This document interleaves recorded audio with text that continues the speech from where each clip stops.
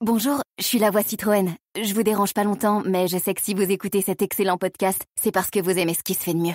Et ça tombe bien, parce que chez Citroën, il y a certainement un véhicule qui vous correspond. Oui, vous aussi, les professionnels qui passez beaucoup de temps au volant. Confort ultime avec siège et suspension Advance Confort. Une interface connectée intuitive compatible avec Apple CarPlay et Android Auto. Des modèles thermiques, hybrides sans recharge, hybrides rechargeables, ainsi qu'une gamme électrique. Ça vaut le coup, non? Allez, je vous laisse à votre programme. Ou allez chez Citroën ou sur citroën.fr.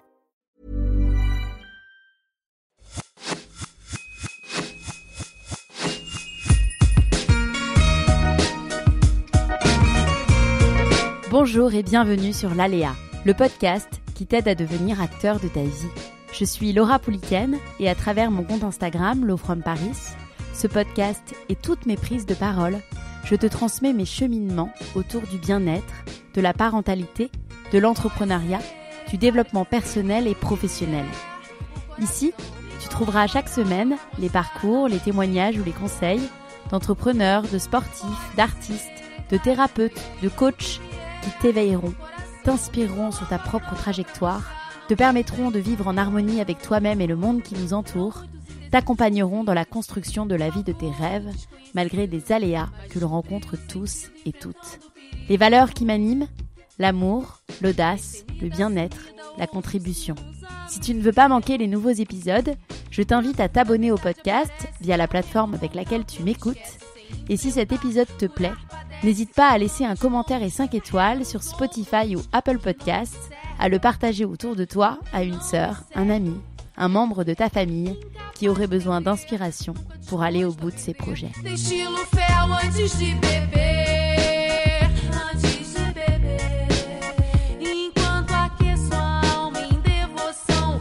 Tout quitter pour l'océan et transformer sa passion en métier.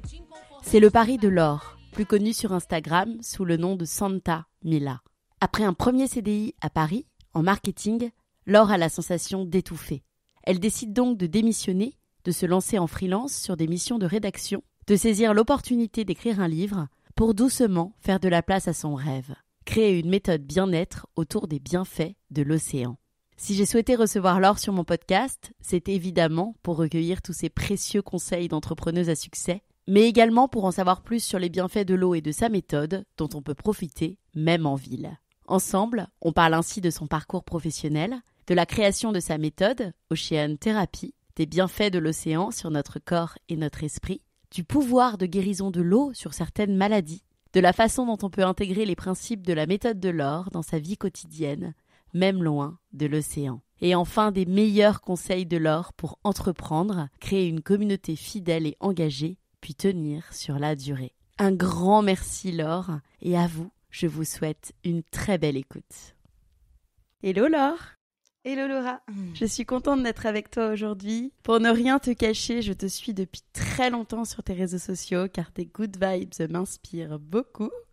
Et on a eu l'occasion l'année dernière de déjeuner ensemble lors d'un événement presse à Anglette. C'était un plaisir aussi de te rencontrer en vrai. Est-ce que tu peux te présenter pour ceux qui ne te connaissent pas encore? Écoute, moi aussi je suis ravie d'être invitée sur ton podcast que j'aime beaucoup et que j'adore écouter. Je trouve que c'est toujours plein de bonnes vibes et très inspirant. Donc c'est un honneur de pouvoir échanger avec toi. Alors pour ceux qui ne me connaissent pas, je m'appelle Laure Baveski, mais je suis souvent plus reconnue sous le nom de Santa Mila, qui est mon nom sur Instagram et aussi qui était le nom de mon blog à la base. C'est un petit peu comme ça que tout a commencé. Et Santa Mila, donc certains pensent que c'est mon nom de famille, mais finalement c'est pas si loin puisque c'est le nom et prénom de ma grand-mère qui s'appelait Mila Santa Cruz, qui est d'origine de Cadiz. Et j'avais en fait lancé un blog en l'honneur des femmes et de ma famille qui m'a inspirée en fait sur leur mode de vie, qui est un petit peu un mode de vie inspiré de l'ocean life, avoir un mode de vie plus doux et solaire, connecté à la nature et à l'océan. Donc je suis une passionnée de l'océan et je suis vraiment convaincue de ses bienfaits. J'ai d'abord commencé un CDI à Paris, mon premier travail, et c'est à ce moment-là où j'ai eu vraiment besoin de plus de bien-être et je me suis reconnectée un petit peu à tout ce qui m'a été transmis quand j'étais enfant, dont l'océan. J'ai eu un appel à l'océan à ce moment-là encore plus fort et du coup, j'en avais tellement besoin que je me suis dit que j'allais travailler dans cet univers-là, essayer de comprendre pourquoi ça fait tant de bien et pourquoi j'en ai tant besoin. Et c'est comme ça que j'ai créé ma méthode bien-être qui s'appelle Ocean Therapy, qui est une méthode bien-être du coup inspirée des bienfaits de l'océan pour expliquer un peu tout ce qu'il nous apporte et surtout un petit peu transmettre tout ce qu'on peut, des routines pour adopter ce mode de vie où que l'on soit. Justement, tu l'as dit, après un premier CDI à Paris en marketing pour une marque de champagne, tu as la sensation de ne pas être au bon endroit. Je te cite, « J'avais l'impression de ne plus respirer et d'être en manque de nature et d'océan. » Tu ouvres ton blog Santa Mila, tu te formes dans le bien-être et tu lances en partenariat avec une agence de voyage ta méthode Ocean Therapy. Est-ce que tu peux revenir plus précisément, plus en détail, sur cet aléa qui te conduit à changer de vie et à entreprendre dans le bien-être ? Oui, tout à fait. En fait, je pense que ça a été un petit peu 2 choses qui se sont passées. Je pense que c'est quand j'ai commencé, quand j'étais dans mon entreprise, au moment où j'adorais mon métier, j'adorais cette boîte. Je travaillais pour le champagne, un autre type de bien-être, et je suis une grande fan de champagne. Et je pense qu'il y a eu vraiment 2 aléas dans ma vie importants qui m'ont permis de me dire ok, il faut que ça change. C'est au moment où on m'a proposé une évolution de poste. De passer sur un poste plus senior. Et en fait, on m'a parlé un petit peu, voilà, là, il fallait que je passe sur ce type de poste. Et après, dans 3-4 ans, je pouvais espérer ce type de poste. Et en fait, j'ai eu une espèce de sensation d'étouffement, de me dire, waouh, j'ai l'impression que la vie, elle est complètement contrôlée, qu'il faut que je fasse comme un petit pion qui avance. Un pion exactement qui avance et que j'aille de là à là pour espérer à un moment donné être à tel poste. Et ça m'a oppressée, en fait, d'avoir une vie toute définie. Je crois que j'ai besoin d'air, j'ai besoin de me dire qu'il y a 1000 chemins qui sont possibles. Et en fait, quand on m'a proposé cette opportunité, je me suis dit, waouh, en fait, je crois que c'est vraiment... Je savais déjà que j'avais envie de créer des choses par moi-même parce que j'avais déjà monté mon blog à côté. Donc, j'écrivais pendant mes heures libres des petits articles de blog. Mais c'est vraiment ce moment-là où je me suis dit, waouh, en fait, c'est plus pour moi et il faut que je me lance dans la grande aventure d'entreprendre je ne sais pas quoi, mais dans le bien-être et autour de l'océan. Donc ça a été vraiment un des points forts où en fait, en général, on se dit waouh, j'ai une évolution et ça me permet de me projeter sur mon prochain poste. Mais là, ça a été vraiment le déclic et je me suis dit ok, là, faut que tu mettes en route tout un plan d'action. Et je le dis souvent, c'est important. En tout cas, moi, ça l'a été. Je pense que c'est important de s'organiser pour pas que ça soit stressant, en fait, de se lancer. Moi, je me suis dit à ce moment-là, j'ai envie de me lancer dans mon entreprise, de créer quelque chose dans le bien-être et dans l'océan. Je savais pas quoi exactement. Mais du coup, à partir de ce moment-là, je me suis pas dit, OK, je plaque tout, je démissionne. Mais je me suis dit, là, maintenant, je mets un vrai plan d'action. Et du coup, je me suis dit, comment je vais l'annoncer à ma boîte? Qu'est-ce que j'ai envie de faire? Et qu'est-ce que je peux faire mettre en place tout de suite maintenant par rapport à mon métier. Donc, j'étais dans le marketing sur un poste de brand manager. Donc, j'avais fait des études de communication et de marketing. Je savais écrire. Vu que j'avais un blog, je savais rédiger des articles. Et je me suis dit, qu'est-ce que je peux prendre un petit peu comme mission en freelance pour avoir un fond, en fait, un fond de roulement, entre guillemets, et commencer à vraiment réfléchir sur mon projet de rêve, mon grand projet de rêve pro et perso. Et du coup, je pense que j'ai annoncé à ma boîte, je pense en début d'année, je sais plus trop, mais ça devait être en février-mars. Et en fait, ça a été une longue négociation. Après, ils ont été super. Mais j'ai eu la chance d'avoir ma supérieure qui passait en congé mat. Donc, ils m'ont dit, bah, si tu prends son poste, et c'était hyper, hyper sympa et hyper intelligent en même temps de me dire ça. Du coup, ils m'ont dit, ça va donner plus de responsabilités. Et en même temps, quand on se lance dans sa propre entreprise, on a toutes les responsabilités, donc c'est parfait. Et du coup, il m'avait dit, voilà, ça te demande d'attendre encore jusqu'à octobre-novembre, donc c'est long, mais du coup, ça va te donner plus de responsabilités et ça va me donner aussi du temps pour réfléchir à mon projet et le construire. Du coup, ça a mis un petit peu de temps avant de se lancer, mais ça m'a permis vraiment de réfléchir à ce que je voulais faire. Je voulais être dans le bien-être. Et pendant toute cette période, en fait, je suis allée voir plein de personnes différentes parce qu'au début, je pensais peut-être faire du textile, de faire des vêtements de sport. Je rêvais de faire des combinaisons de surf, forcément. Peut-être un jour. Rapport à l'océan. Du coup, ça m'a permis d'aller voir des personnes qui faisaient ça, de me rendre compte de si ça me plaisait ou pas.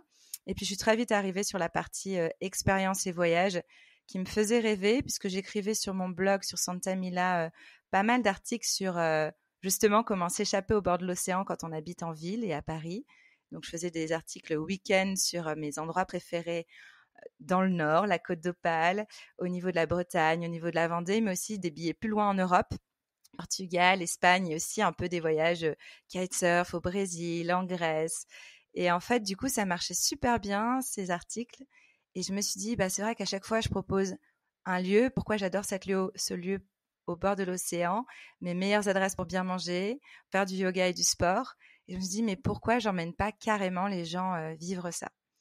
Donc, c'est un petit peu comme ça qu'est venue en fait l'idée d'organiser des séjours et d'avoir une méthode autour de l'océan. C'est ce que je conseille beaucoup, c'est que parfois quand on veut créer une entreprise, on voit loin, on imagine un peu tout et n'importe quoi, alors qu'il y a beaucoup de choses qui sont devant nous, dans ce qu'on fait déjà. Donc piocher dans ces petites choses qui nous entourent déjà, pour lesquelles on a déjà des passions, et ensuite en créer des business. C'est très, très intelligent et très inspirant pour ceux qui nous écoutent. Alors finalement, Laure, qu'est-ce que tu as trouvé de plus facile et de plus difficile dans ce changement de vie? Alors, je pense que je vais commencer par le plus difficile. Le plus difficile, c'est que j'avais l'impression d'avoir fait des grandes études, d'avoir eu un super poste, qu'on me propose une évolution dans une grande entreprise française. Et j'avais peur du jugement des autres, de me dire ça y est, tu as écrit un blog et tu penses que tu vas pouvoir en vivre. Et je me suis dit, les gens vont me juger, il faut que je trouve l'idée incroyable. Et au début, ça m'a mis un peu une pression. Et je me rappelle que quand je suis un peu partie de ma boîte, j'avais pas encore l'idée vraiment définie. Et je sentais que j'avais besoin de vraiment partir définitivement de la boîte pour respirer et vraiment trouver mon idée. Et en fait, à chaque fois, on me demandait qu'est-ce que tu vas faire? Et en fait, je savais tellement pas quoi répondre que je disais non, mais je peux pas en parler tout de suite, c'est encore confidentiel. Du coup, il y a plusieurs personnes dans mon entreprise qui pensaient que j'avais une grande idée, mais ça me permettait de gagner un peu de temps. Et en fait, quand je me suis lancée, je pense que pendant 1 an, ce que j'ai pas très bien géré, mais en plus, je pense que je me suis pas assez bien entourée, entre guillemets, c'est que je me suis mis une espèce de pression à me dire faut que ça marche, faut que tu montres que c'était une bonne idée, que t'as pas tout foutu en l'air, entre guillemets, et que ça va rapporter des sous, que tu vas pouvoir être indépendante et te débrouiller. Et pendant 1 an, du coup, je suis repartie, j'étais à Paris, donc je suis partie rejoindre mon conjoint à Lille, et je me suis un peu enfermée dans prendre un maximum de missions. Du coup, j'avais pris des missions un petit peu de rédaction d'articles pour l'équipe, pour Paulette, un peu de community management, ce que j'appelais un petit peu ce qui me permettait de vivre. Ouais. En fait, je dis toujours, on a cette partie de projet qui nous permet de vivre pour après aller vers le projet de rêve et de vie. Et en fait, ce projet qui me permettait de vivre, j'étais tellement angoissée de me dire il faut que je fasse rentrer des sous et que ça marche et que je trouve une idée, que j'ai pas du tout laissé assez de place à ce projet de rêve. Et en vrai, ce projet de rêve, pour moi, c'était de partir me former en yoga, en Ayurveda et me couper de mon quotidien pour écrire sur ma méthode bien-être autour de l'océan. Et en fait, je me suis pas autorisée de faire ça pendant 1 an parce que je me disais, il faut que je travaille. Donc, je me levais, j'arrivais à 9h devant mon ordi. Et en fait, de 9h à 23h, minuit, je regardais même plus un film avec mon conjoint. J'étais tout le temps avec mon ordinateur et j'essayais de chercher des solutions j'étais un peu, finalement, je m'étais de nouveau enfermée. J'arrivais plus à respirer et de cette angoisse, en fait, du jugement et de me dire, je vais pas y arriver. Mais c'est dur de trouver cette balance, hein. C'est le plus dur même, hein. C'est le plus dur. Et je pense que là, c'est là où est arrivé le deuxième aléa, qui a été un moment fort, autant difficile qu'un moment qui m'a permis vraiment de passer sur mon projet de rêve. C'est que justement, ma grand-mère Mila Santa Cruz est décédée brutalement. Enfin, on s'y attendait pas du tout. Et j'étais très attachée à elle. Et en plus, il y avait du sens parce que c'était Santa Mila, mon blog. C'était vraiment de partager en fait ce ça mode me fait de des vie frissons ce que tu dis. Et ça a été vraiment difficile quand c'est arrivé. Et en même temps, je pense que ça a été un des plus beaux cadeaux qu'elle ait pu me faire parce que je me dis la vie est courte. Elle arrêtait pas de me dire vis ta vie, vis tes rêves.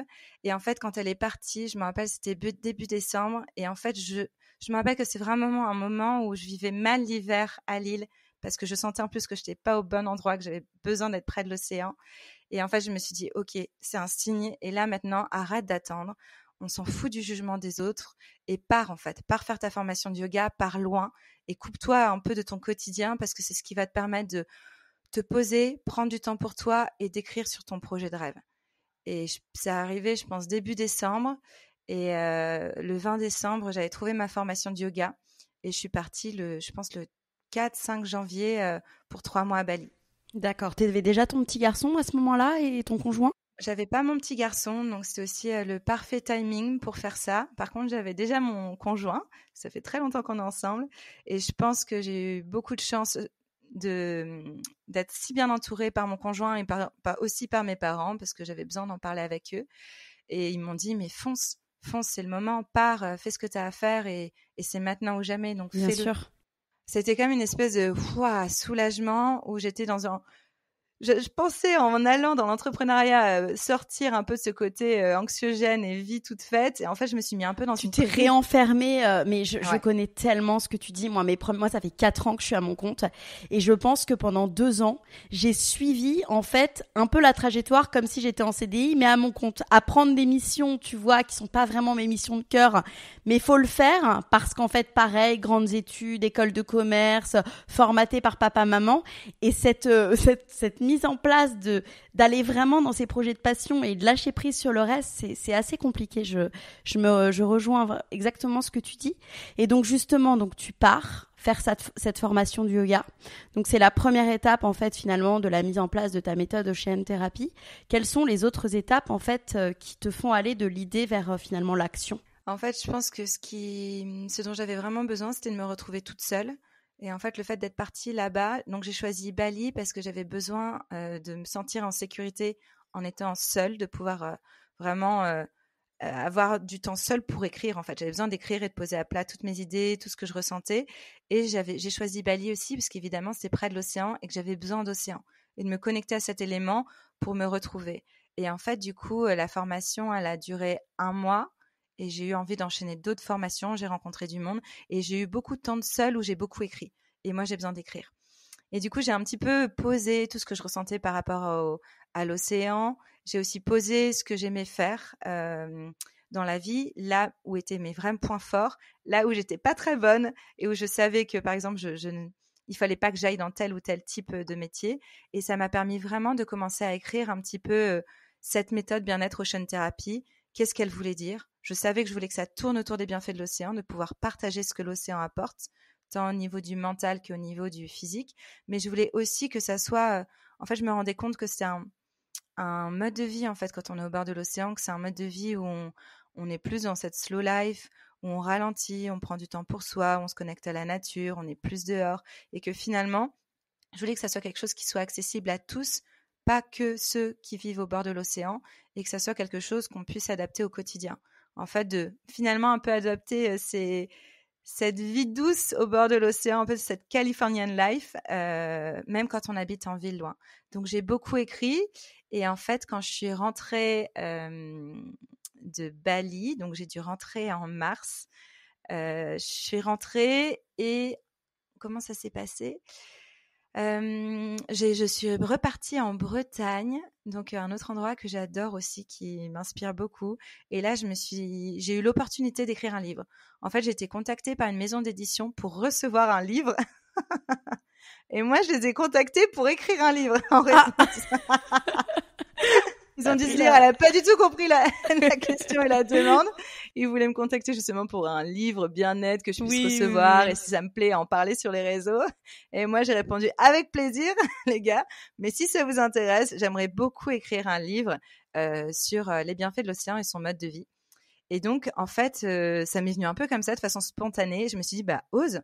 En fait, il y a des moments où il faut se lancer dans la vie. Et ça a été vraiment, pareil, un 3e aléa que j'ai créé, mais en même temps qui a été un gros passage parce que ils m'ont répondu, écoute, carrément. Par contre, il faut absolument qu'il soit sorti cet été. Donc, tu as, je sais plus, c'était assez court, 3 mois pour l'écrire. Et là, je me suis dit, waouh, 3 mois. Et en vrai, court, hein. J'aime pas c'est pas mon fort d'écrire. Ouais, et puis c'est très court écrire un livre en 3 mois. Et c'est très court. Sacré challenge.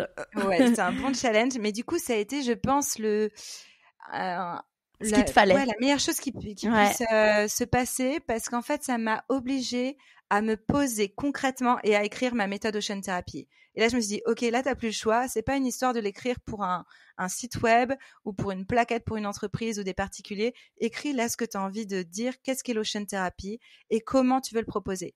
Et en fait, je l'ai écrit, donc ça m'a pris 3 mois. Je suis partie en Bretagne pour l'écrire, pour être au bord de l'océan. Et j'ai écrit. Et à la fin de ce livre, en fait, c'est vraiment là où je me suis dit, comment tu veux diffuser cette Ocean Therapy? Je me suis dit, en fait, j'ai envie de créer des séjours. Et c'est à la fin du livre où j'ai mis, si vous voulez la retrouver, donc c'est un peu osé parce que j'avais pas encore lancé mes séjours. Je me suis dit, si vous voulez venir la vivre, venez vivre les séjours Ocean Therapy.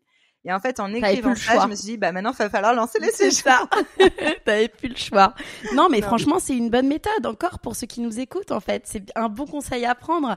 Parfois, formaliser sur le papier et se donner nous-mêmes un objectif, ça nous oblige à le faire. Moi, je me suis engagée là, à faire une formation dans quelques mois. Je n'ai rien fait, mais en fait, je me suis engagée. Donc ça nous oblige à le faire. Ça nous oblige à faire. Et justement, on va parler des bienfaits de l'océan qui m'intéressent beaucoup et sur finalement les séjours que tu proposes. Déjà, l'océan, c'est un élément puissant, tu l'as dit, pour se ressourcer.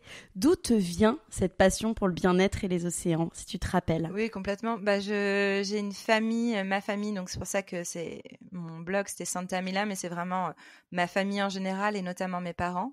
Mon papa est pilote de chasse, donc il a toujours eu une hygiène de vie assez incroyable. J'ai toujours vu faire beaucoup de sport, bien manger. Et ma maman, pareil, elle était très précurseuse dans le bien-être. À l'époque, elle était déjà dans les magasins bio. Il n'y en avait pas beaucoup. Il y avait la Vie Claire, je m'en rappelle.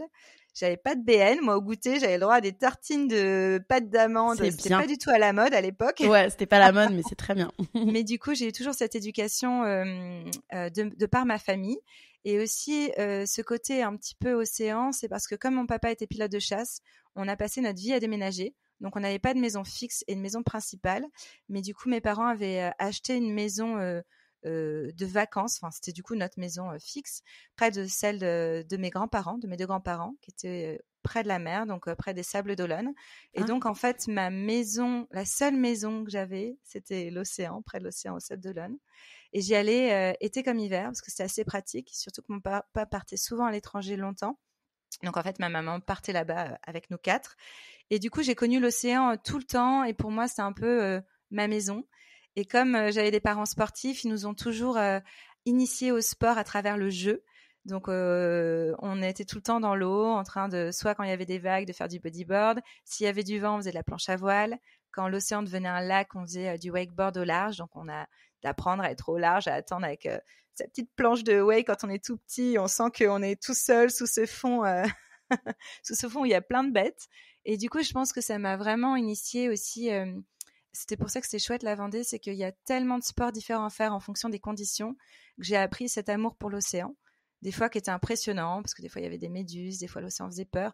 Mais du coup, tout le temps avec ce jeu des vagues, du vent, d'être au milieu de l'océan, de faire du paddle ou du wake. Et c'est venu comme ça. Et du coup, c'est vraiment entre le fait que je me sentais à la maison, parce que c'est un peu la seule maison que j'avais, et ce côté du sport. Mais en fait, je voyais pas le sport comme du sport. J'ai toujours vu le sport comme un jeu. Exactement. Du coup, j'avais cet amour pour l'océan où je me sentais bien.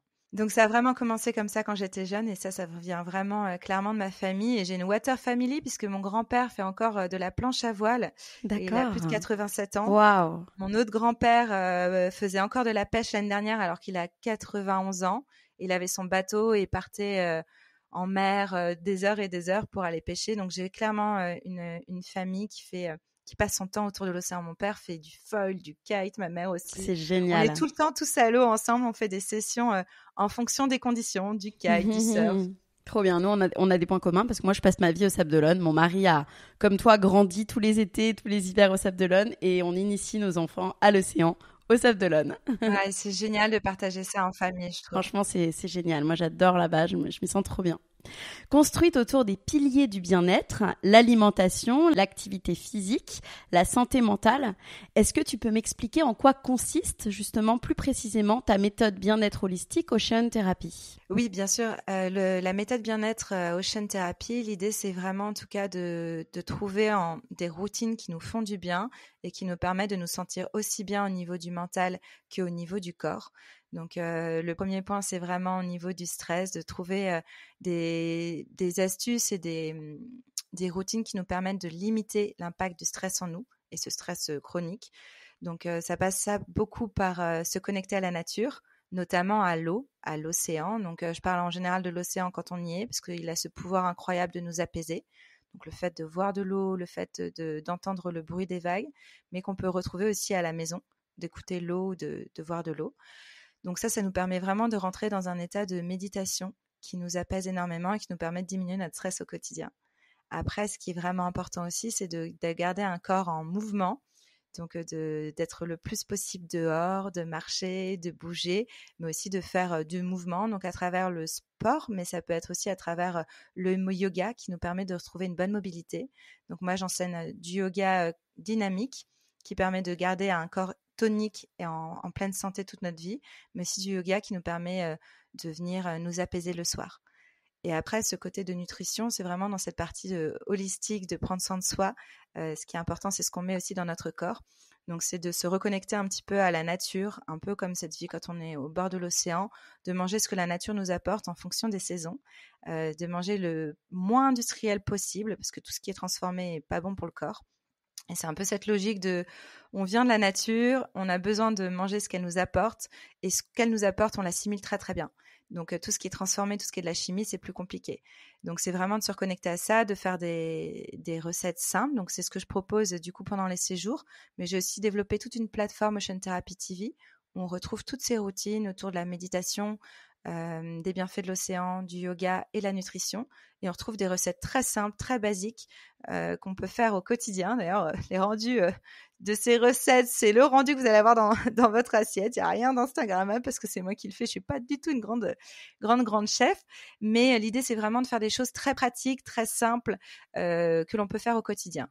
Donc, mon approche, c'est toujours de proposer des routines qui sont accessible à tous et que l'on peut adapter au quotidien, même quand on a un quotidien à 1000 à l'heure, qu'on est entrepreneur, qu'on a un job en CDI où on est très pris, où on a des horaires à se lever très tôt, notamment j'ai pas mal de personnes qui travaillent à l'hôpital, qui font des gardes, etc.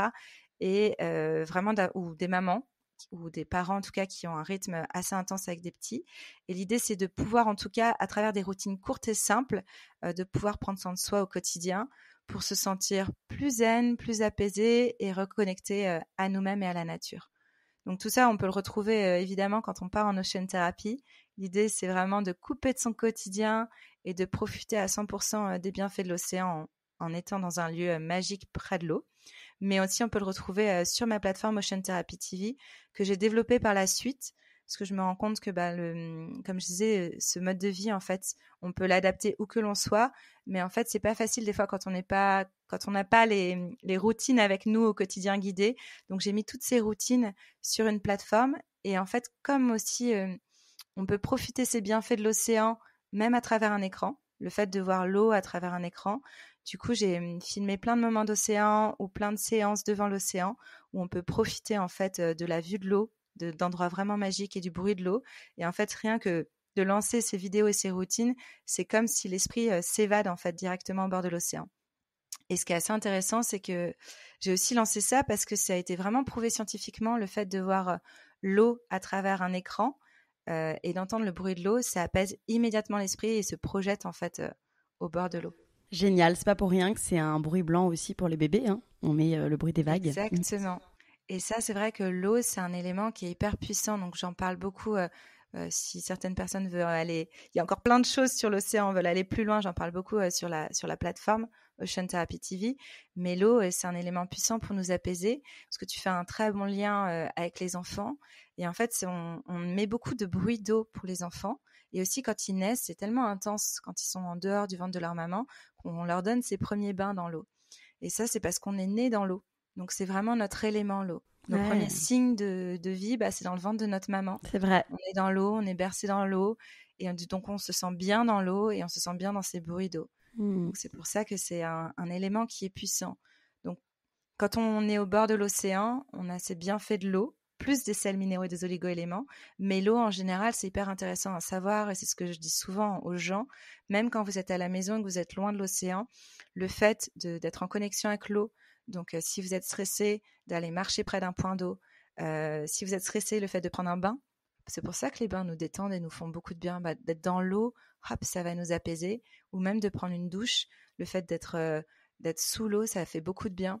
On parle même, il y en a qui parlent de se laver avec l'élément de l'eau. Donc, quand vous avez des moments de stress, on se met sous sa douche et en fait, on visualise tout ce qui nous a stressé. C'est comme si l'eau nous nettoie et en fait, au moment où on se ressent cette eau couler le long de notre corps, elle enlève tout ce qui nous a stressé, nos pensées négatives et c'est assez puissant. Ça marche très, très bien. L'eau aurait également un pouvoir de guérison de certaines maladies et pourrait soigner nos maux.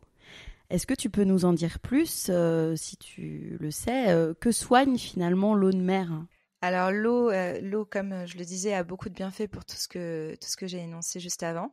Mais en fait, l'eau de mer, c'est encore plus puissant parce qu'on a des sels minéraux et des oligo-éléments qui sont dedans. Donc quand je parle d'ocean therapy, je parle de l'océan. Mais l'océan, c'est mer et océan. C'est vraiment tout ce qu'on voit sur la planète qui est bleu et qui est salé. Donc on a tous ces bienfaits de l'eau qui sont caractéristiques à ce qu'on disait. Mais on a aussi du coup dans l'eau salée les sels minéraux et les oligo-éléments.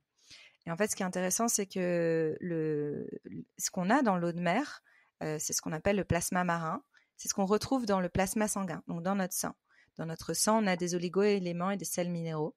Et c'est ce dont on a besoin pour être en pleine forme, avoir de l'énergie et être aussi apaisé. Ça a un énorme impact sur notre morale et notre mental. D'ailleurs, souvent, quand on a des carences, on peut avoir le moral dans les chaussettes, on a des coups de blues. Et souvent, le médecin nous donne des prescriptions de sels minéraux et d'oligo-éléments quand on a ces carences-là. Donc, on a vraiment besoin de sels minéraux et d'oligo-éléments pour être en bonne santé. Et ces sels minéraux et ces oligo-éléments, donc on a tendance à les éliminer avec la transpiration, avec le sport, du coup, quand on fait du sport, aussi, du coup, énormément quand on stresse, parce que quand on stresse, on évacue les sels minéraux et les oligo-éléments. Donc, ce qui fait qu'on en perd. C'est important, du coup, pour ne pas avoir ces carences, de venir se recharger en sels minéraux et en oligo-éléments. Donc ça, c'est à travers le sel marin et notamment l'eau de mer. Donc c'est bien de se mettre en contact avec l'eau de mer parce que ça nous permet vraiment d'intégrer tous ces sels minéraux et ces oligo-éléments dans notre corps. On dit qu'il faut plus ou moins 1 minute par degré de température de l'eau pour les intégrer. Et quand on sort de l'eau, de ne pas venir se doucher tout de suite pour laisser le temps à ce qu'il pénètre dans la peau. Donc ça, on l'a quand on est dans l'océan. Donc moi, j'invite vraiment souvent les gens, parce que j'ai des fois des filles qui viennent à mes séjours ou que je vois en live sur la plateforme Ocean Therapy et qui me disent oui, mais moi, c'est vrai que quand il fait froid, des fois, je viens avec mes enfants sur la plage ou je viens avec mon conjoint sur la plage et l'eau, elle est froide et j'ai pas du tout envie d'y aller. Donc, je passe ma journée sur la plage, mais clairement, je vais pas me baigner. Et c'est bien dommage parce que c'est la meilleure cure de vitamines et d'énergie que vous pouvez faire à votre corps parce que c'est vraiment un complément naturel et comme on l'a dans le sang, c'est la meilleure chose qu'on va venir absorber de façon très naturelle par osmose. Donc du coup, c'est important de au moins mettre les pieds, les jambes et de, si possible, pouvoir se baigner, mais vraiment d'être en contact avec l'eau de mer. Et quand on est loin du coup de l'océan, on peut retrouver ces bienfaits en faisant des cures d'eau de mer. C'est pour ça que cet hiver, j'avais développé une cure d'eau de mer en collaboration avec une marque, parce que vraiment, c'est vieux comme le monde et c'est souvent vu comme quelque chose un remède de grand-mère et c'est assez peu connu, c'est dommage, parce que c'est vraiment le meilleur complément alimentaire à prendre, puisque comme c'est ce qu'on a dans le sang, on l'absorbe super bien. Donc ça, les cures d'eau de mer, c'est génial à faire à partir de l'automne. Tu bois de l'eau de mer, en fait. Ouais, tu bois de l'eau de mer, c'est des petites... c'est de l'eau de mer qui est filtrée. D'accord. J'en parle sur la plateforme, il y a toute une vidéo là-dessus où justement j'explique pourquoi c'est pas de l'eau de mer qu'on prend. Je peux pas prendre ma gourde et prendre de l'eau de mer dedans et repartir à la maison. C'est vraiment tout un process assez particulier pour garder ses bienfaits pendant longtemps. Donc c'est stérilisé, c'est un endroit bien spécifique dans l'océan parce que c'est dans des zones qui sont naturelles et après l'eau est récupérée pour garder tout le bon plancton marin. Et l'eau, elle va être stérilisée d'une façon très douce pour justement pas casser ses sels minéraux et ses oligo-éléments et rester dans l'ampoule de verre. Et en fait, on en prend 1 à plusieurs par jour à partir de l'automne jusqu'au retour des beaux jours. Et ça, c'est assez incroyable à quel point ça nous aide à être en meilleure santé. Génial. Et aussi, tu parlais justement des bains d'hiver iodés que tu proposes en fait, été comme hiver, donc justement l'hiver. C'est quoi justement les vertus de ces bains glacés et les précautions à prendre ? Alors oui, tu parlais justement de tout ce qui était maladie. Donc, on parlait des bains, de ce que apporte l'eau de mer. Donc, en tout cas, à travers cette absorption, ça nous évite plein de carences et plein de petites maladies, parce que ça vient renforcer notre système immunitaire, le fait d'avoir de l'eau de mer. Et le fait de faire des bains d'hiver. Donc, on va avoir tous ces bienfaits de l'eau qu'on vient d'évoquer, de l'eau de mer dont on vient juste de parler. Et on va avoir aussi, du coup, les bienfaits du froid. Et le froid est magique pour la santé. Le froid permet de conserver, hein, on le voit quand on met des choses au frigo. Ça a un effet vraiment d'arrêter le vieillissement de nos cellules. Ça va venir aussi tonifier notre peau. Donc, c'est un super, ça a des super bienfaits pour la peau en termes d'anti-âge et de tonification. Mais c'est surtout que le froid, en plus, va venir renforcer notre système immunitaire. Donc, on va avoir une meilleure résistance aux maladies. Parce que ça vient faire un stress, mais un stress positif pour le corps. Donc, il vient se renforcer. Et ça va venir aussi favoriser un meilleur retour veineux et une meilleure circulation sanguine. Donc, on a tout notre corps qui fonctionne mieux en général. Et en fait, le froid, ça va aussi permettre de diminuer l'inflammation. Donc, on a beaucoup de maladies qui sont liées à l'inflammation. L'inflammation, ça peut être généré aussi par le stress. Et le fait d'être dans le froid, on va vraiment diminuer cette inflammation. Donc, c'est assez incroyable pour ça, les bains d'hiver. Ça va vous aider du coup à avoir une meilleure circulation sanguine, à avoir un meilleur système immunitaire, à diminuer toutes les maladies inflammatoires. Et ça va aussi avoir un énorme impact sur les maladies au niveau du mental, quand on ne se sent pas bien pour notre santé mentale, parce qu'en fait, les bains d'hiver, ça provoque un choc positif pour le corps qui va envoyer, avec ce choc thermique, plein d'hormones de bien-être qui vont nous permettre d'avoir un peu ce sentiment de plénitude incroyable. Et du coup, ça, c'est vraiment quelque chose qu'on préconise aussi aux gens qui ont des grosses dépressions ou qui se sentent pas bien, parce qu'en fait, avec ces hormones qu'ils ont régulièrement, ça a un petit peu cet effet de anxiolytique. Donc, ça remplace pas les médicaments, hein. C'est vraiment quelque chose qui est en plus, en complément, mais qui a vraiment ce côté très bénéfique de nous faire planer, de nous faire nous sentir bien. Donc, on est très vite accro aux bains d'hiver. Moi, je le vois, j'en ai besoin tous les hivers. Ah ouais. Et dès que je sens que ça va pas, que j'ai pas le temps, je retrouve un petit peu la même chose avec le surf, de ce sentiment d'être juste à ma place, trop bien, et que tout va bien. Justement, j'allais parler aussi des bénéfices des sports d'eau comme le kitesurf, le paddle, qui ont justement, tu l'as dit, un véritable aspect méditatif. Pourquoi tu les conseillerais ? En fait, je pense que c'est ça, l'ocean therapy, c'est ce pouvoir de l'océan, toujours océan, je parle mer et océan, à nous ramener au moment présent. Et je pense que c'est le grand mal de nos sociétés, c'est qu'on est vraiment stressé, on est tout le temps dans la surstimulation, de réfléchir beaucoup à ce qu'on doit faire, à notre avenir, à être surstimulé avec les réseaux, les messages. On est tout le temps avec notre portable, on reçoit des tonnes de mails, des tonnes de messages sur Instagram, et on est tout le temps en train d'être surstimulé. Et on a oublié que des fois, il faut juste arrêter de penser. Et ça, c'est vraiment ce qu'on apprend d'ailleurs dans le yoga de la femme, une des formations que j'ai adorées, qui est portée vraiment sur le yin et le yang, qui est un peu dans tout ce qui est médecine douce, qui est vraiment important pour avoir un bon équilibre au niveau tant du corps qu'au niveau mental. C'est d'avoir autant de mouvement que de lenteur. Et en fait, nous, dans nos sociétés, on a beaucoup trop de mouvements, ce qui épuise nos corps et ce qui épuise notre santé mentale. Et en fait, l'océan a ce pouvoir incroyable, en fait, quand on est à son contact, juste d'être devant lui.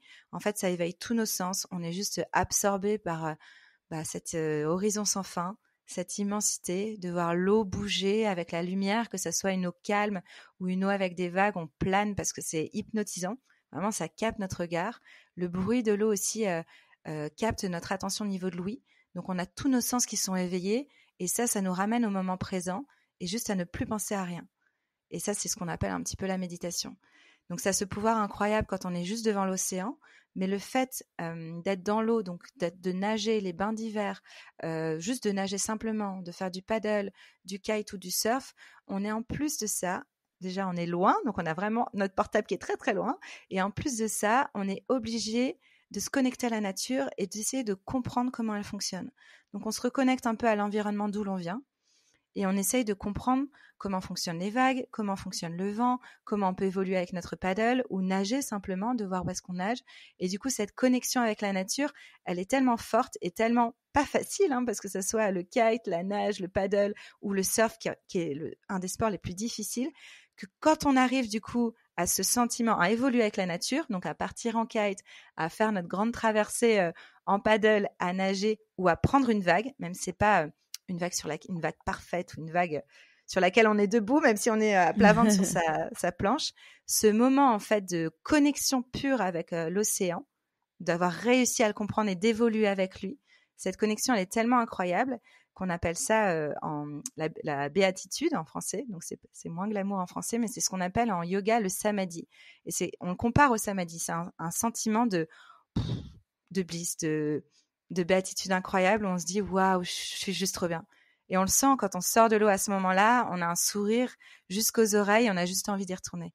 Et je crois que c'est pour ça que j'ai appelé cette ocean therapy, parce que il n'y a pas d'autre mot, il n'y a que ça qui nous fait nous ressentir si bien, en paix avec nous-mêmes, ou même si on est rentré avant dans l'océan avec une tonne de problèmes, même des choses très graves des fois, on ressort et on se dit ça va aller. Et justement, quand on revient d'une retraite avec toi, ou même quand on revient de l'eau, tu dis, je te cite, n'oubliez pas, Ocean Life is a state of mind. Vous pouvez l'adopter partout et tout le temps grâce à cette méthode. Tu en as un petit peu parlé, mais comment on peut intégrer les principes de cette méthode dans sa vie quotidienne, même quand on est à Paris comme moi, ou comme ceux qui nous écoutent, qui sont dans des grandes villes, loin de la mer et de l'océan? Je pense que la principale chose qui est importante, c'est vraiment de se dire je ralentis. Parce que c'est vraiment ce que je disais, il y a trop de... Et pour moi, c'est ça l'Ocean Life, c'est dès qu'on est près de l'océan, on le voit, on ralentit, on vit par rapport à la météo, on se dit ah là il fait beau, je vais me balader près de la plage, ah là il fait trop chaud, je reste à la maison, je vais siester, il fait pas beau, pareil, on se connecte un petit peu plus à la météo, à la nature, et on ralentit davantage. Et du coup, c'est un petit peu de se dire, ok, comment je peux ralentir dans mon quotidien en mettant en place de vraies routines. Donc le matin, moi, c'est la meilleure des routines que je conseille, c'est de se lever et de prendre juste un quart d'heure pour dérouler son tapis, respirer.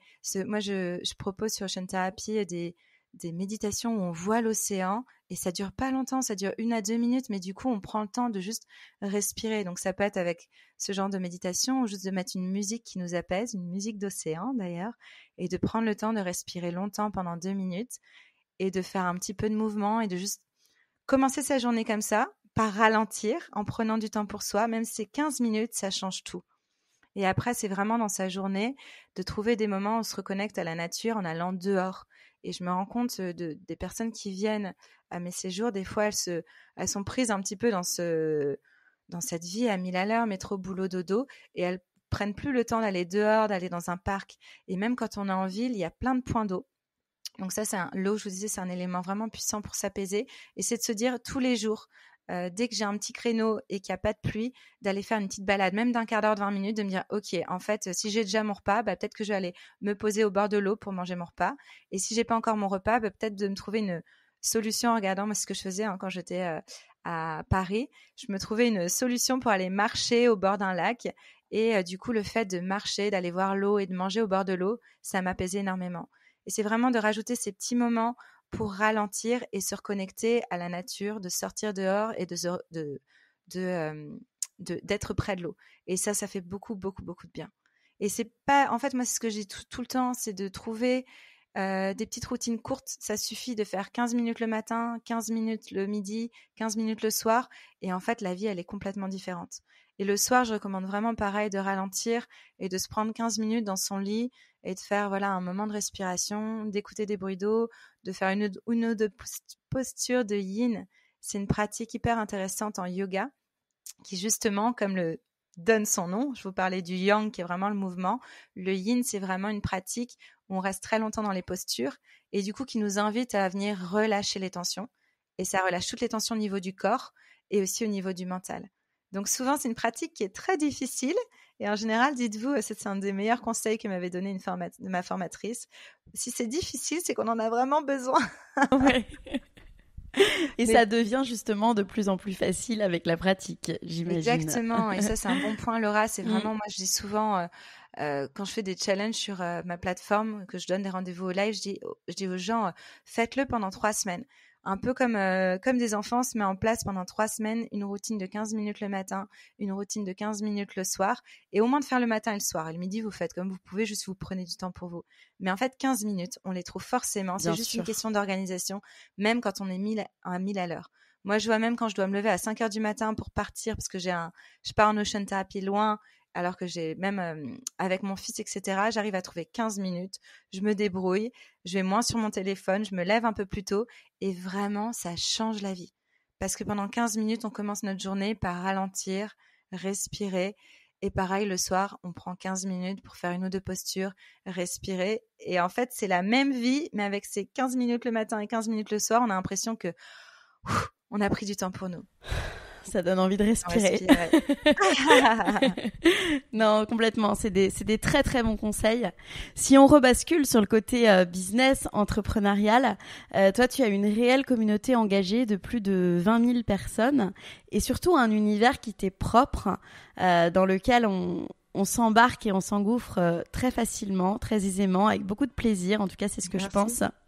Que fais-tu pour booster en fait finalement ta notoriété, tes ventes au départ quand tu as lancé Ocean Therapy et même aujourd'hui? Pour moi, j'avoue que j'ai eu de la chance quand j'ai lancé mon entreprise. Il y a eu l'arrivée d'Instagram et c'est vrai que ça m'a beaucoup aidée parce que je viens quand même d'une formation marketing et je me rappelle qu'à l'époque, on parlait vraiment, pour se faire connaître, il fallait faire des articles de presse, il fallait être à la télé ou à la radio et c'est des gros billets d'entrée. Et ce que je trouve qui a été incroyable avec l'arrivée déjà d'Internet et l'arrivée des réseaux, c'est que en fait, c'est un vrai outil où on peut se faire connaître sans mettre du budget en partageant en fait ce que l'on fait. Et ce que je trouvais aussi génial, c'est que Instagram nous permettait de partager sans se prendre trop la tête. Parce que c'est vrai que de préparer des articles pour la presse ou des grands articles de blog, c'est toujours long et ça demande beaucoup de préparation. Et moi, j'ai vraiment utilisé les réseaux en me disant, je vais partager mon quotidien, je vais partager ce que je fais, mes doutes, mes envies et les partager à ma communauté. Je me suis dit, si je le partage de façon hyper naturelle et spontanée, les gens qui vont venir et qui vont accrocher, en fait, du coup, c'est des gens qui vont accrocher à ce que je vais créer. Donc, en fait, je me suis toujours dit, je crée sans me prendre vraiment la tête, sans trop réfléchir.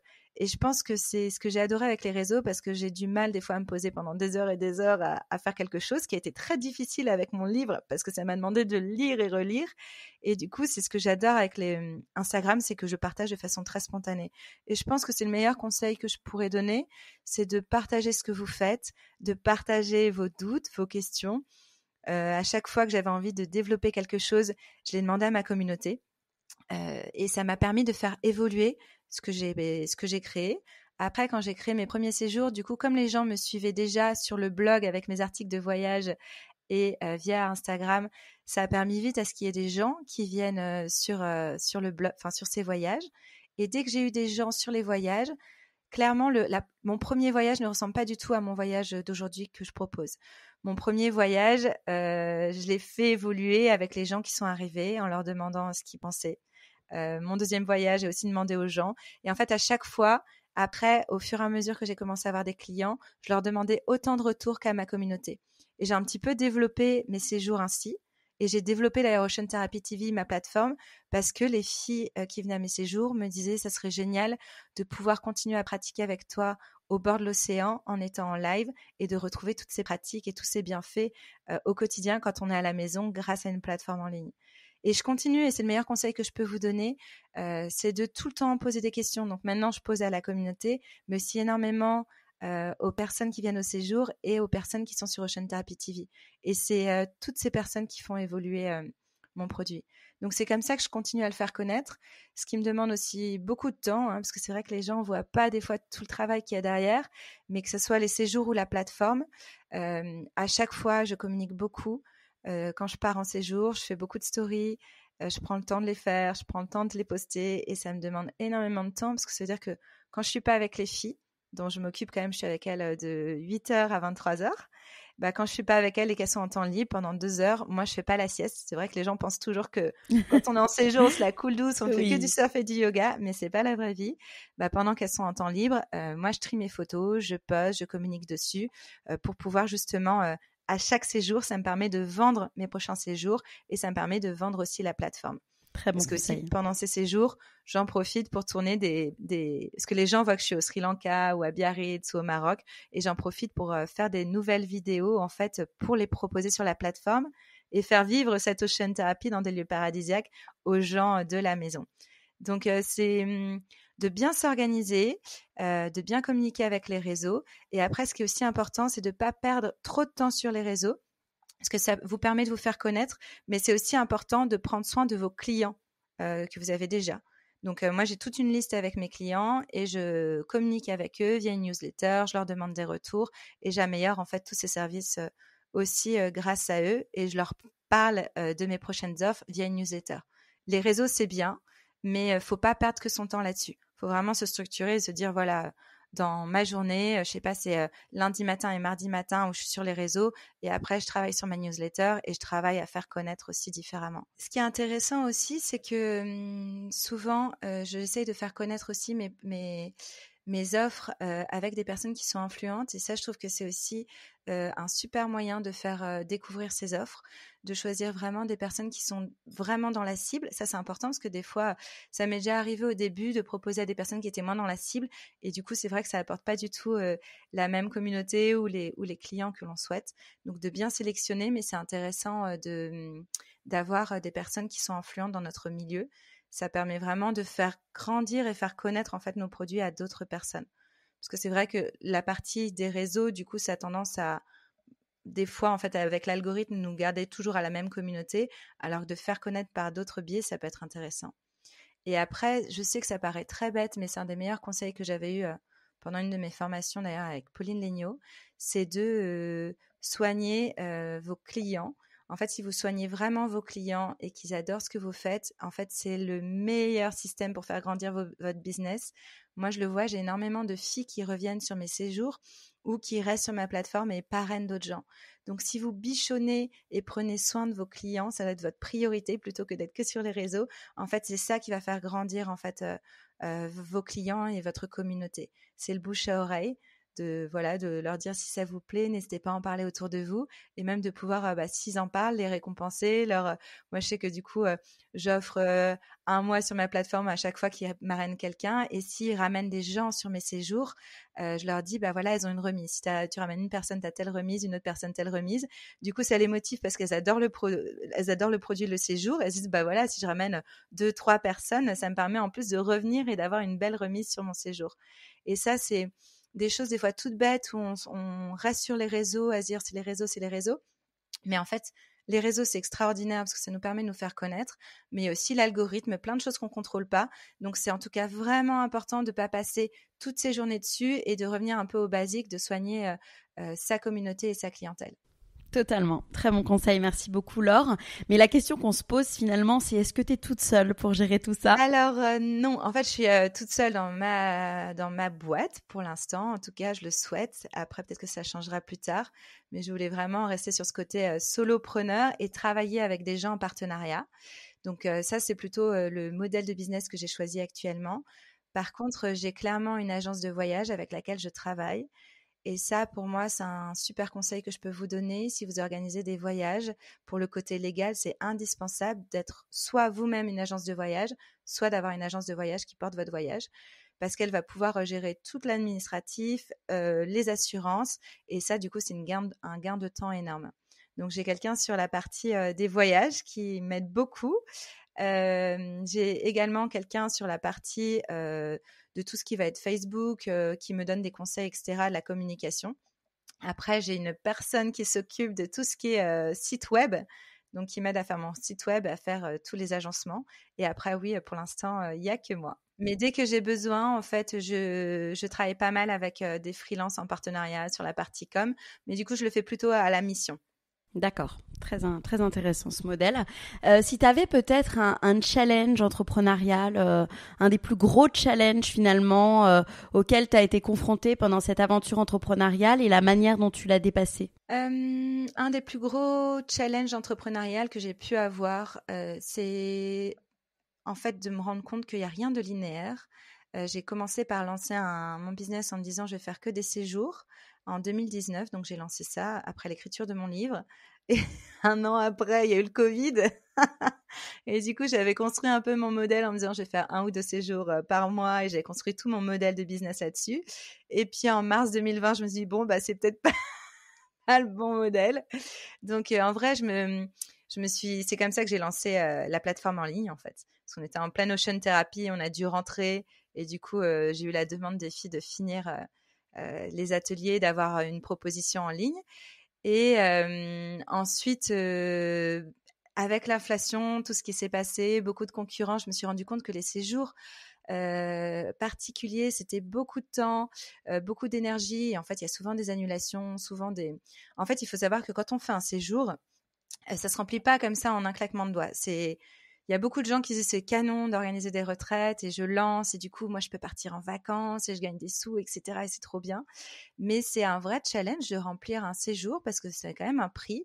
Donc les gens mettent un prix quand ils croient en la valeur que vous allez apporter sur votre séjour. Donc ça demande du temps, que les gens soient partent avec vous, en fait, mettent cette dépense et se disent ça va être un super moment, je suis prête à mettre ce prix-là. Donc ça demande déjà du temps de le faire et en fait il y a quand même beaucoup d'annulations et avec le Covid, les gens ont changé. Avec le Covid et l'inflation, les gens ont complètement changé leur mode de consommation. Et par exemple, sur la partie des événements, je le vois beaucoup autour de moi et c'est intéressant de le savoir, c'est pour ça que je le partage avec vous. C'est très last minute. Et du coup, je pense que les dernières années, ça a été difficile parce qu'en fait, quand on fait ce genre de séjour, on loue des grandes maisons. Donc, on s'engage sur des tarifs.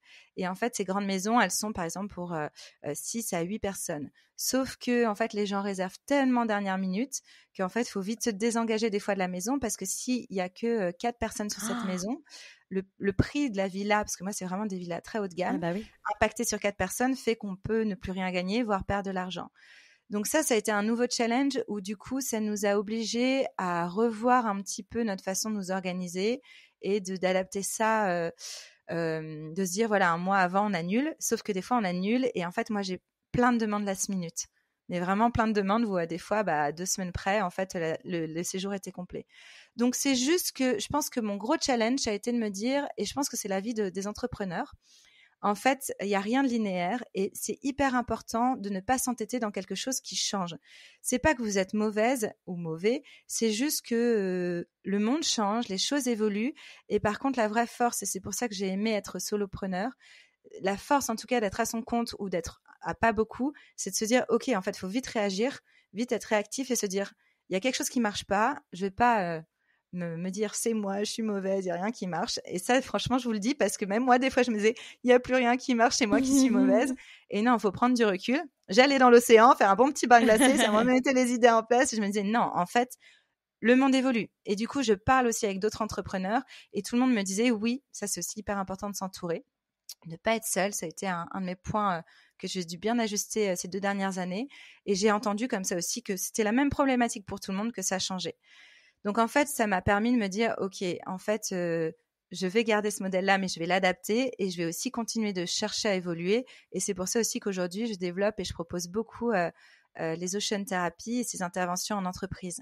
Parce qu'en fait, en entreprise, le bien-être est essentiel et que, en fait, ce bien-être autour de l'océan est clé, plaît énormément et que j'ai beaucoup de demandes et que ça permet aussi de proposer ces belles expériences qui sont financées par les boîtes. Donc, j'ai de plus en plus de demandes de team building en petit comité ou en gros comité proposés et demandés par les entreprises.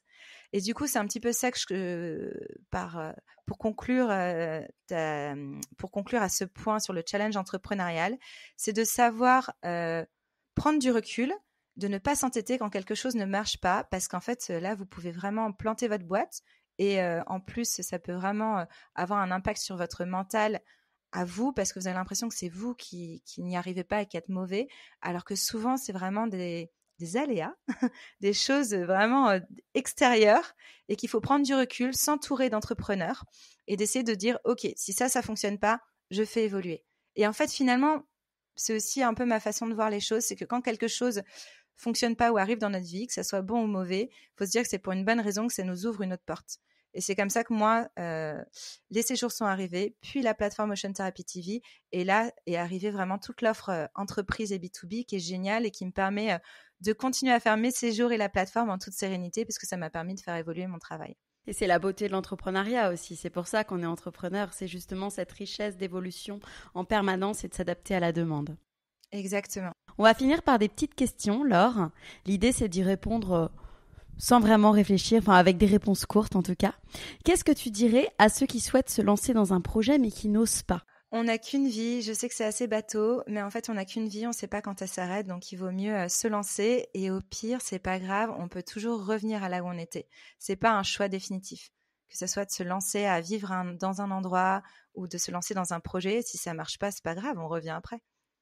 Tes routines pour rester bien physiquement et mentalement, surtout quand on a une vie d'entrepreneur à 1000 à l'heure et qu'il y a toujours le risque de dépasser ses limites. Être ma priorité au niveau de mon bien-être et je m'oblige tous les matins à prendre du temps pour moi, que ce soit 10 minutes ou 30 minutes, tous les matins. Est-ce que tu peux me citer une ressource qui t'inspire ? Ça peut être un livre, un film, un podcast. Je dirais j'ai adoré le livre Surfer sa vie de Laird Hamilton, qui est vraiment une connexion à l'océan et même à la nature. D'accord, je connais pas. Je mettrai dans les notes de l'épisode. Génial. Tes citations préférées ?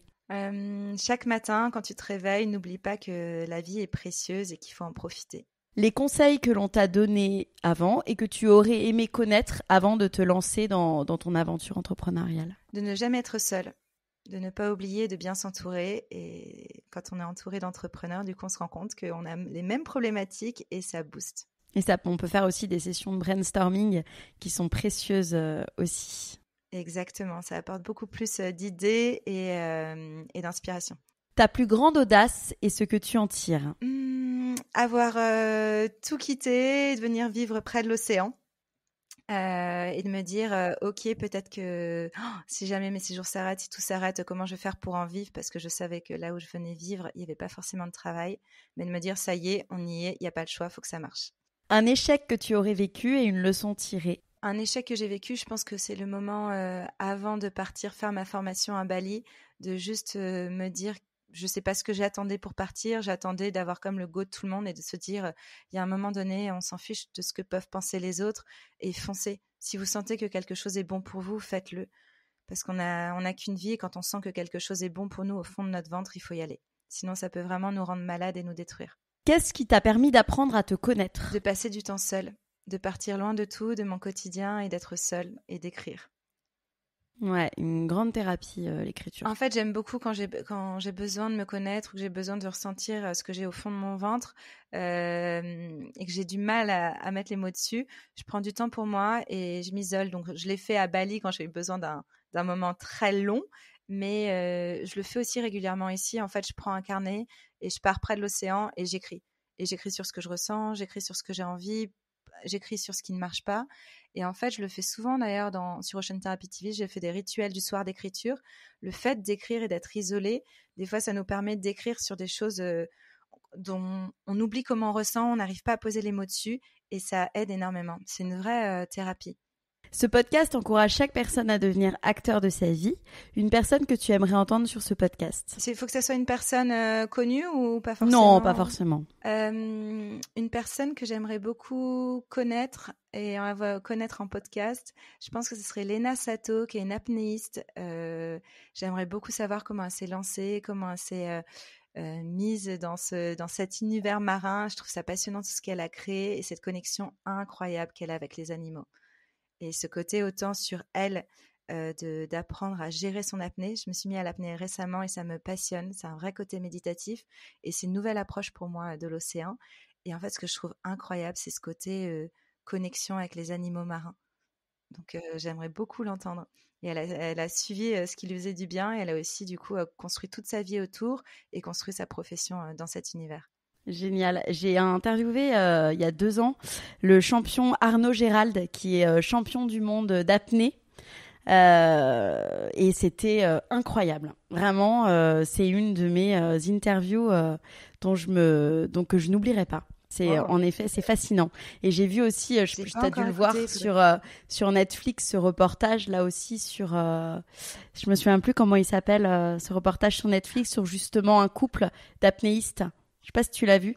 Si, je l'ai vu, il est incroyable. Il est incroyable aussi. Ça m'a fait penser justement à cette interview d'Arnaud Gérald. Et malheureusement, l'issue n'est pas bonne. Mais, non, c'est hyper triste. Mais je l'ai trouvé incroyable, ce documentaire. Et enfin, ma dernière question, qui est la question rituelle du podcast. C'est quoi pour toi devenir acteur de sa vie ? Alors pour moi, devenir acteur de sa vie, c'est vraiment suivre en fait ce qu'on ressent au fond de notre ventre, d'aller là où on a envie d'aller, de faire les choses dans la vie qui nous passionnent, d'être entouré des gens qui nous font du bien, qui nous tirent vers le haut et de vivre dans l'endroit où l'on se sent bien. Donc être acteur de la vie, c'est en tout cas, des fois c'est pas facile de mettre en place tout ça au même moment, mais en tout cas c'est de savoir ce qui nous fait du bien, l'endroit où on se sent bien et les gens qui nous font du bien, de l'écrire, parce que vous avez compris que j'aime bien écrire, et en tout cas de tourner vers ça et de mettre en place un plan d'action pour petit à petit, en tout cas, aller vers notre vie de rêve, notre vie qui nous fait du bien. Et rien que le fait, des fois, c'est pas facile. Moi, je sais que ça a mis du temps pour venir vivre au bord de l'océan. Ça faisait, quand je suis arrivée aux Pays-Bas, je pense que ça faisait au moins 8 ans que c'était dans mon projet de rêve. Mais rien que le fait de le mettre dans son plan d'action, et j'en parle dans mon livre d'ailleurs, Ocean Therapy, projet à 2 ans, projet à 5 ans et projet à 10 ans. Mais le fait de le mettre dans son plan d'action de vie, ça nous emmène vers ce rêve, ça nous permet de le réaliser, de le concrétiser, et ça nous ouvre une porte, entre guillemets, c'est comme si on ouvrait un peu un horizon, on se dit c'est pas loin, donc on va y arriver. Mais c'est vraiment important en tout cas de faire les choses qui nous font du bien, parce qu'on n'a qu'une vie, il faut en profiter à 100%. Merci beaucoup, Laure. Merci, Laura. Cet épisode est maintenant terminé. En espérant qu'il vous ait plu, je vous donne rendez-vous maintenant sur le compte Instagram lalea.podcast pour découvrir les coulisses de l'interview.